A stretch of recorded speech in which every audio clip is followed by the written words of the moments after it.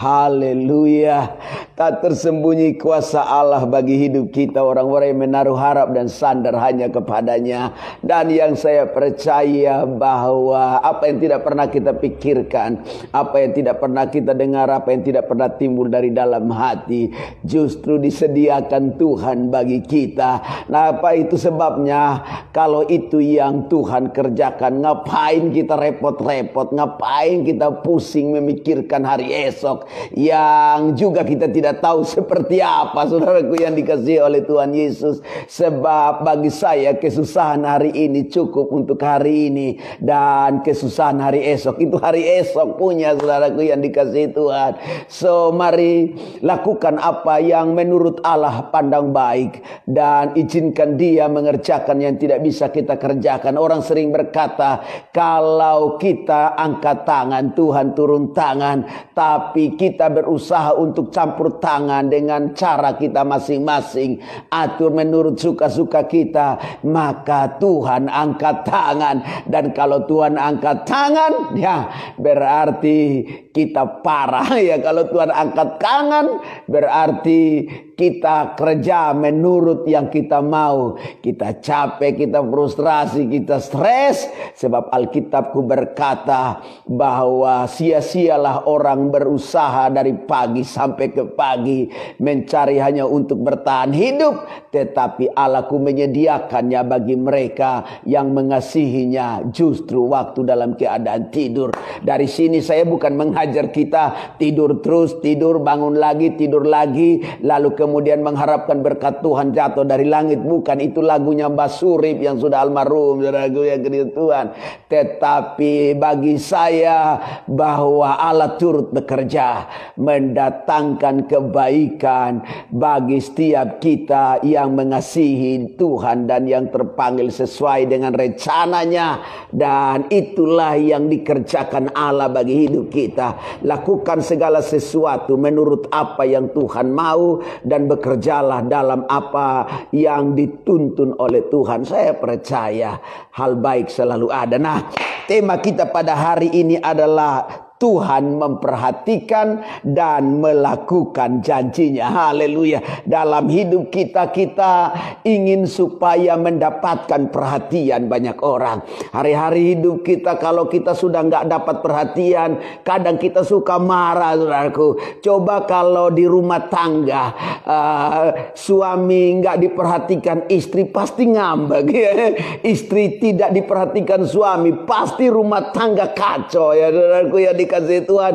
Pasti selama seharian, bahkan 1 minggu barangkali, kalau tidak saling memperhatikan, rusuh rumah tangga, saudaraku. Ada yang menghadap kanan, ada yang menghadap kiri, ada yang menghadap tembok rumah sebelah orang ya.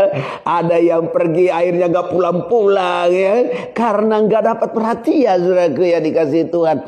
Coba kalau orang tua tidak dapat perhatian dari anak-anaknya, pasti dia ngambek, pasti dia kecewa. Yang ada adalah kata-kata hujatan yang keluar dari mulutnya. Anak kurang ajar model kayak apa ini? Sudah dibesarkan, dia pergi dan lupa ya. Boro-boro mau kirim sesuatu gitu, saudaraku.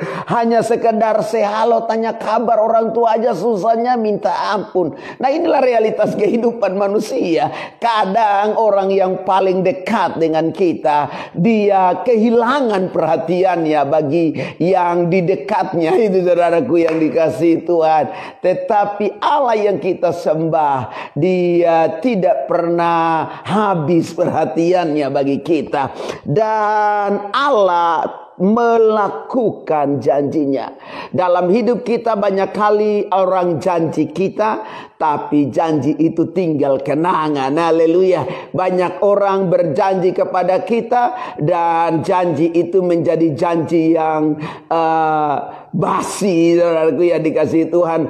Karena orang yang berjanji, dia sendiri yang melupakannya ya. Jadi kita bersabar dalam penantian janji, tapi justru yang berjanji tidak kunjung datang menepati janjinya. Dan inilah yang kemudian terjadi hari-hari hidup ini. Sehingga banyak orang frustrasi, banyak orang galau, banyak orang gelisah, banyak orang khawatir dan takut. Karena kemudian ketika dia sedang membutuhkan sesuatu, ketika dia sedang mengharapkan apa yang sudah dia janjikan orang, gak kunjung datang, saudaraku yang dikasihi Tuhan. Tetapi saya berdoa bagi setiap kita, mengharapkan perhatian manusia terbatas, mengharapkan apa yang dilakukan manusia dalam janjinya itu juga terbatas. Memang ada yang ya digenapi, tapi mayoritas percaya dengan saya, karena saya sudah punya pengalaman panjang dalam penantian terhadap janji orang, saudaraku. Bahkan sejak saya melayani Tuhan dan pekerjaannya dari tahun 96, saudaraku. Tahun 96 saya menempuh pendidikan teologi di Salatiga, dan sekian puluh tahun saya ada dalam bidang pelayanan pekerjaan Tuhan, mulai dari seluruh pelosok-pelosok di negeri ini, bahkan hampir seluruh Indonesia saya pernah datangi, dan di sana kemudian saya melayani Tuhan dan pekerjaannya, dan akhirnya mentok di Jakarta sebagai seorang gembala jemaat. Dan sudah 15 tahun ya saudaraku, saya mengembalakan jemaat yang Tuhan percayakan. Dan sebenarnya telinga saya ini udah hampir gak peka lagi dengan janji-janji manusia, hampir budek ya saudaraku, hampir tidak mampu lagi menampung janji manusia, saudaraku, karena yang janji ribuan, saudaraku, dan bahkan yang menepati janjinya itu persentasenya mungkin 1% dari ribuan yang berjanji. Jadi dengar ini baik, mengharapkan janji manusia kadang bikin kita capek, saudaraku, kadang bikin kita nggak nyaman. Dan dari pengalaman itu, kalau orang janji saya, ya udah, kau yang berjanji ya terserah, mau digenapi mau tidak, itu urusan belakang. Jadi saya tidak terlalu kemudian menaruh harap yang berlebihan pada janji-janji manusia. Tetapi yang saya percaya bahwa kalau Allah berkenan, maka kemudian Allah akan menyatakan sesuatu. Haleluya. Itu sebabnya dengar ini baik. Mari kita belajar bergantung pada janji Tuhan, bukan pada janji manusia. Sebab manusia dalam janjinya, walaupun diucapkan dengan serius, saudaraku, tapi akhirnya waktu melakukannya nggak serius, saudaraku. Karena janji itu hanyalah janji sebatas pemanis lidah, janji yang pura-pura, saudaraku. Dan mari kita baca Alkitab dari Kejadian pasal 1 ayat 1 sampai 2, dan kita sampai pada pasal ini. Tuhan memperhatikan Sarah. Haleluya. Setelah rentetan peristiwa, kejadian dan keadaan yang begitu sangat menggelisahkan, menggalaukan, saudaraku, maka sampai pada titik ini kemudian Tuhan memperhatikan Sarah. Haleluya. Kalau kita flashback ke belakang, lalu saya sudah bicara tentang bagaimana ada kunjungan kehormatan Allah yang santai bagi Abraham dan Sarah waktu dia jumpa dengan 3 orang yang ada di pohon terbanding, saudaraku. Lalu kemudian orang bertiga ini bilang, tahun depan kami akan datang dan menjumpai engkau sedang gendong anak. Usia tua gendong anak, lucu, saudaraku. Ini bukan peristiwa main-main, saudaraku. Orang kan rasa aneh. Kalau kejadian model kayak begini zaman sekarang, orang rasa risih ya. Bukan cuma yang gendong anak yang punya anak itu risih, orang yang menyaksikan juga risih. Buset, tua-tua masih juga Astaga, ya kan begitu saudaraku. Orang bilang tua-tua keladi. Orang bilang astaga, tua-tua masih juga ya. Tapi itulah keadaannya, bahwa Allah menggenapkan janjinya bagi Sarah dan Abraham. Tuhan memperhatikan seperti yang difirmankannya. Haleluya. Dan Tuhan melakukan kepada Sarah seperti yang dijanjikannya. Bayangkan puluhan tahun menunggu janji Allah, baru kali ini janji itu dinyatakan dengan Abraham dan Ishak gendong anak, saudaraku. Kayaknya gimana gitu ya. Harusnya di usia tua begitu udah gendong cucu, saudaraku. Saya bincang-bincang dengan istri saya dan saya bilang begini. Ya, kita sudah punya anak 3 dan kemudian memang istri saya sudah steril, saudaraku. Lalu saya bilang begini sama dia, satu kali dia bilang begini, setelah dia lihat anak kami yang terakhir lucu ya, lucu gimana gitu ya, lalu kemudian manja gimana, lalu kemudian datang lihat anak dari beberapa jemaat yang melahirkan dan begitu cibi-cibi gitu ya, menggemaskan gitu. Lalu kemudian dia bilang begini, iya ya, coba kalau kita punya anak satu lagi. Saya bilang mujizat, haleluya, karena saya merindukan anak lebih dari 3 sebenarnya, saudaraku. Tapi dia bilang udah cukup ya, karena ya namanya juga suami istri harus kompak, saudaraku. Jadi akhirnya kita steril. Tapi saya bilang dalam hati, Tuhan biar steril, kalau Tuhan berkehendak pasti jadi, saudaraku, yang dikasih Tuhan. Dan biar tunggu kehendak Tuhan aja. Tetapi kemarin saya bincang-bincang dengan dia ya, gak sabar nih, saya pengen gendong cucu, saudaraku, yang dikasih Tuhan. Nah sementara anak saya yang pertama baru kelas 5 SD, saudaraku, tapi udah mimpi mikir gendong cucu, saudaraku. Aneh ya. Tapi gimana nanti tuanya saya, lalu sementara gendong cucu kan, aduh senangnya. Aduh, lagu anak sekolah minggu bilang, aduh senangnya naik kereta ya, saudaraku, yang dikasih Tuhan. Dan yang saya tahu dan yang saya percaya memang janji Tuhan seperti itu. Dan Allah menggenapi janji itu. Maka mengandunglah Sarah pada ayat yang kedua dari pasal 21. Lalu ia melahirkan seorang anak laki-laki bagi Abraham dalam masa tuanya. Dengar ini baik, usia, masa tua, keadaan tidak pernah menghalangi Allah melakukan mujizat dan janji bagi hidup kita.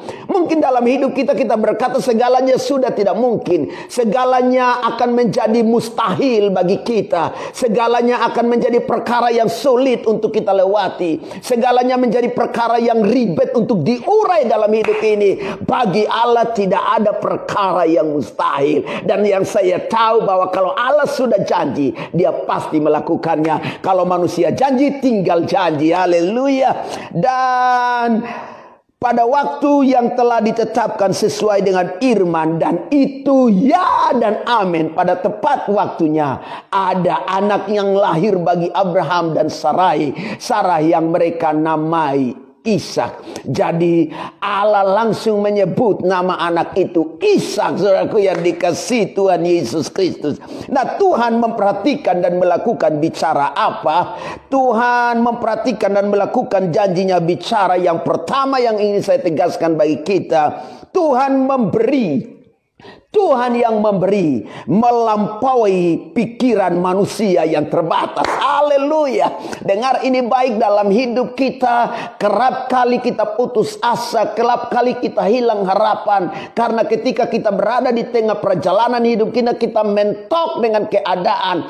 Pikiran kita yang terbatas tidak lagi sanggup untuk memikirkan bagaimana menyelesaikan seluruh ribetnya persoalan dalam hidup kita. Entah itu persoalan rumah tangga kah, entah itu persoalan bisnis kah, entah itu persoalan pekerjaan kah, entah itu persoalan dalam mengurus anak-anak kah. Dengar ini baik, bahwa pikiran kita yang terbatas memang akan menjadi sulit untuk menyelesaikannya. Tetapi ketika Allah yang mengingat kita, memperhatikan dan melakukan janjinya bagi kita, Dia Allah yang memberi, Dia Allah yang bekerja melampaui akal pikiran manusia yang terbatas. Haleluya. Izinkan Dia memberi, izinkan Dia bekerja, izinkan Dia melakukannya bagi kita. Dan saya percaya itu akan membuat kita tercengang. Itu akan membuat kita terengah. Betapa dahsyat dan ajaibnya pekerjaan Allah yang hebat, yang dahsyat, yang dikerjakannya bagi setiap kita, orang-orang yang menaruh harap dan sandar hanya kepadanya. Dengar ini baik, Allah memberi sesuatu, Allah bekerja, dan Dia melakukan janjinya bagi kita melampaui pikiran manusia yang terbatas. Izinkan Allah yang bekerja dalam hidup kita. Jangan izinkan pikiranmu yang bekerja. Barangkali dalam hidup rumah tangga orang-orang percaya, orang-orang Kristen, hari-hari ini di ujung tanduk perceraian. Izinkan Allah bekerja melampaui pikiran manusiamu yang terbatas, yang berkata mungkin sudah tidak lagi bisa diselesaikan. Maka Allah tumbuhkan tanduk baru, sehingga engkau bisa punya kesempatan untuk memperbaiki rumah tangga dalam hidupmu. Sehingga ujung tanduk yang engkau pikir sudah habis, tidak akan pernah habis. Karena Allah bisa menumbuhkan tanduk-tanduk baru, sehingga engkau bisa berkata, terima kasih Tuhan. Relakan dirimu dipimpin dan dituntun oleh Allah menyelesaikan pergumulan dan persoalanmu, sama seperti Abraham dan Sarah. Dalam janji panjang yang mereka nantikan, Tuhan melakukannya tepat pada waktunya. Allah bekerja, Allah memberi melampaui apa yang kita pikirkan dalam keterbatasan pikiran manusia. Yang kedua yang ingin saya bagikan bagi saudara dalam program Hidupi Firman, pujian dan doa setiap hari adalah Tuhan yang mengatur hidup manusia sesuai dengan kehendaknya. Tuhan yang peduli, Tuhan yang memperhatikan, Tuhan yang menggenapkan janjinya, melakukan janjinya adalah Tuhan yang mengatur hidup manusia sesuai dengan kehendaknya. Izinkan Tuhan mengatur hidupmu. Jangan kita atur hidup kita sesuka-suka kita. Kalau engkau sedang mengalami pergumulan, persoalan, tantangan dalam hidup kita, maka jangan atur hidupmu. Jangan atur dirimu dengan suka-sukamu. Sebab selama engkau masih punya kekuatan mengatur hidupmu, dan engkau mengizinkan orang di sekitarmu mengatur hidupmu, Alkitab berkata, itu parah. Terkutuklah orang yang mengandalkan manusia dan kekuatannya sendiri. Ketika engkau mengalami masa-masa sulit, kekurankah, kelaparankah, sakit penyakitkah, izinkan Tuhan yang atur hidupmu. Kalau Dia atur hidupmu sesuai kehendaknya, saya percaya tepat pada waktunya perhatian Tuhan